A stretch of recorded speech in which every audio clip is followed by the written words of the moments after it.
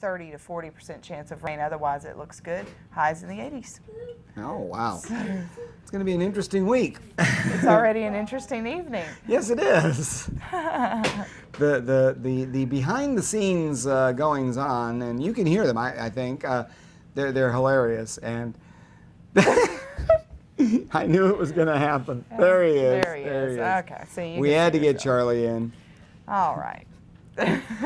He's getting to be a big guy, isn't he? He is. He's grown up a lot. Yes.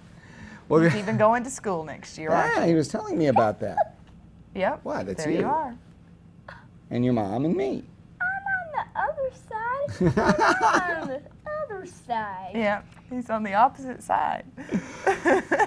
During this next break, we'll explain that to him, how that works. And when you're doing that, you might want to tell me, because I'm not too sure about it myself.